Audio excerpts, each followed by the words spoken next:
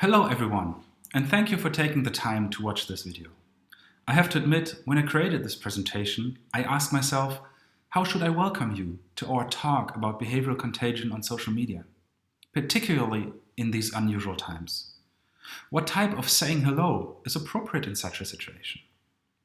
Our behavior is constantly influenced by other people, even if they are not present, especially by what we believe others deem appropriate. In other words, by the social norms. And the decades of research has argued that social norms are one of the most influential forces on our behavior. And with that said, a warm welcome to our talk. My name is Philipp Masur. I'm a postdoctoral research associate at the University of Mainz in Germany. And we, that is Dominic, Natalie, and I, are excited to share the results of a larger project on social norms that consists of 3 consecutive studies, of which I will present 2 today. Let me start with an observation. Many people share person-related information on the internet. In this figure, you can see what percentage of the German population shared the listed information in 2011 and in comparison in 2017. It should be clear that more and more people are disclosing person-related information, such as their names, addresses, phone numbers, but also their photos. Particularly on social media, on platforms such as Facebook, Twitter, and especially Instagram or TikTok, people disclose themselves visually. Thousands of pictures are uploaded every day. On Instagram, for example, more than 400 million photos are tagged with selfie. This way, the prevalence of visual disclosure becomes visible to all users. It seems that we can easily evaluate how many people share photos of themselves on this platform and whether it is appropriate or not. This actual prevalence of a behavior is also known as the collective norm. So the percentage of people that show a certain behavior in a reference group. Now, if this collective norm of visual disclosure is strong, it should exert an influence on the perceived norm and in turn on the behavior, at least according to various norm theories. But especially on social media, this process could be intensified as disclosures are persistent, easily accessible, and directly evaluated, for example through likes, comments, and shares. So from a societal point of view, as well as from the individual's point of view, this can be deeply problematic. It may lead to the mindless adoption of a potentially risky behavior, and implications could be unwanted privacy violations, for example, undesired sharing of photo with unintended audiences, and at the same time, it may support the exploitation of individuals for commercial interests, as platform providers receive large amounts of data and insights through the disclosures of their customers. Previous studies have primarily investigated the relationship between perceived social norms and self-reported disclosure behavior in cross-sectional surveys. The collective norm, the actual basis for any of these norm perceptions, however, has not been investigated. So we identified several limitations in previous research. First, mostly survey studies were conducted that analyzed the relationship between norm perceptions and behaviors, both based on self-reports. Second, barely any study has investigated the effect of the collective norm. Third, when they did study norms, they often used unvalidated scales or even single items. And fourth, there are only few experimental investigations overall, and if so, mostly intervention studies. And finally, we are not aware that any study ever observed actual behavioral adaptations to norms or tracked actual behaviors. So in our studies, we wanted to address these limitations. And our primary goal was then to manipulate the norm, the collective norm on the one hand, and to observe actual behavioral adaptations to this norm on social media. But how is this possible? Is it at all possible to manipulate the collective norm, that is the behavior of all other users, and analyze participants' actual behavior in such an environment? This was first and foremost a methodological challenge, but that we solved with a novel research design that allowed to simulate a social environment within a social network site. The Social Media Lab at Cornell has created a completely functional social network site called Eat Snap Love, which is similar to Instagram, a platform for posting pictures, commenting, and sharing, but the focus was on sharing food-related photos. And of course, the platform had no users. This is where Truman comes in. Truman is a simulation software that allows to run scripts that simulate the social environment. And in our case, scripts that depend on experimental conditions. This platform has previously been used to study cyberbullying interventions and is available for free. In our study, this means we could control all posts and user behavior on the website. So how does this exactly look like? Participants were in our study able to create a profile, scroll through a feed, like, comment, or flag posts, and most importantly, post photos of themselves. But they also believed that all other users were real. But all other users were in fact bots that only behaved like real users and were programmed to post as specified in the experimental conditions.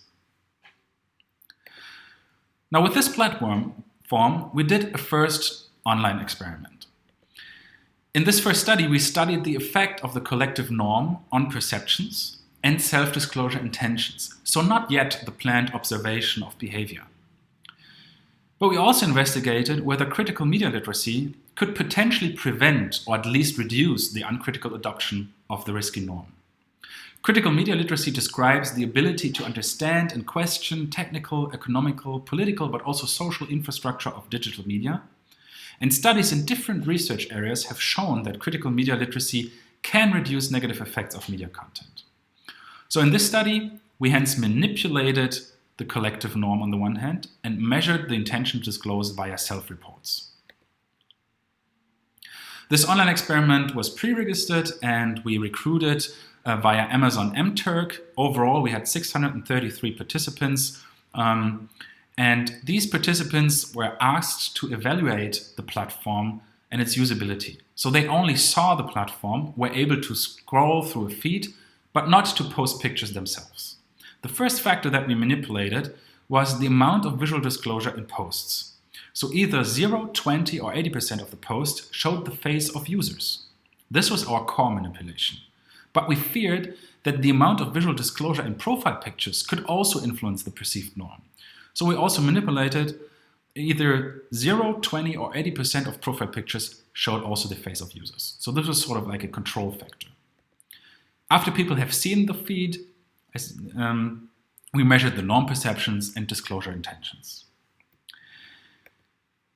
So the results first showed that the influence of the collective norm, that is the amount of visual disclosures in posts, on norm perceptions was strong and positive. The more posts de-identified the users visually, the stronger the perceptions that this is a frequent, appropriate, and expected behavior on this platform.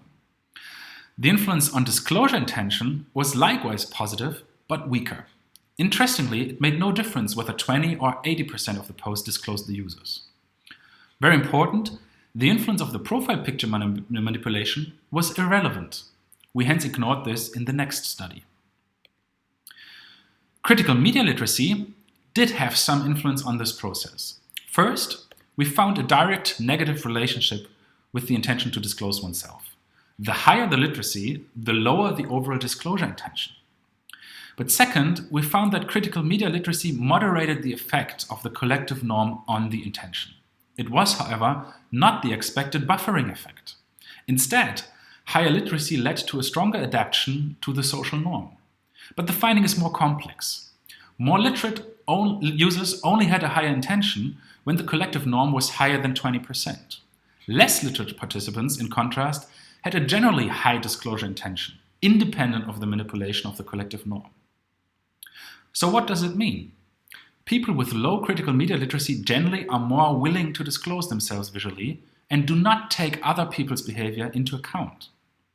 People with a high critical media literacy, in contrast, have a very low intention to disclose themselves if most other users do not disclose themselves.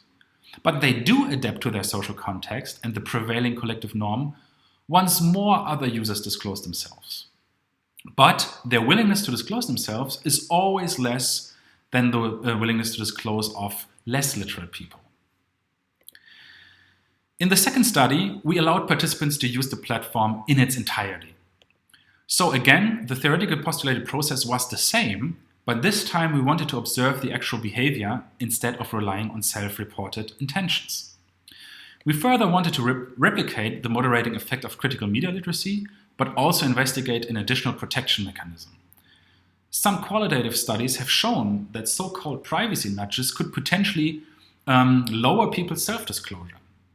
We hence wanted to know whether a design intervention, that I will show in a second, would make participants reflect about the risks before disclosing.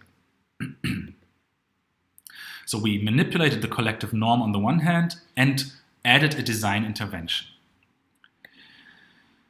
This experimental observation was also pre-registered, and we again recruited participants via Amazon MTurk. Overall, we had 526 participants, and these participants tested the site for 2 days. So in this study, we again manipulated the collective norm, this time only on 2 levels, and also added a privacy nudge. This nudge looked as follows and was meant to support reflection about potential risks associated with disclosing oneself. In one condition, this window popped up when participants wanted to post a photo. They were hence able to revise their disclosure decision. In the other, there was no such window. During the study, we tracked participants' posting behavior and later coded it with regard to visual disclosure. After the study, we also measured participants' norm perceptions. And again, the results showed that there was a strong positive effect of the collective norm on the perceived norms. The more posts showed the users, the stronger was also the perceived norm. To analyze the disclosure behavior, we coded the tracked behavior and computed a dichotomous variable that distinguishes participants that did disclose a photo of themselves during the study and those that did not. Using logistic regression analysis, we found that the collective norm had a strong and positive effect on behavior. This effect disappears, however, if one enters norm perceptions into the model, suggesting that the effect of the collective norm on actual behavior is mediated by the perceived norm. In contrast to our hypothesis and to the results of study 1, the privacy nudge and critical media literacy did not have the expected effect on disclosure behavior and did not moderate the effect of the collective norm on disclosure. A potential explanation could be that only very few people disclosed themselves overall. So there might not have been enough variance in the dependent variable, making it quite hard to detect a potentially really small buffering effect. To sum up, some take-home messages. First, we believe these studies are the first to examine a behavioral contagion effect on social media using experimental designs. We found that the collective norm had a strong effect on the perceived norm and in turn on people's behaviors, and that even in networks with strangers. However, the potential of buffering factors, such as critical media literacy or design interventions, in reducing such norm adaptations remains unclear. So future research should investigate whether these factors can indeed reduce people's adaptation to risky norms. And with that, we would like to thank for your attention and are open to answering any questions. Thank you.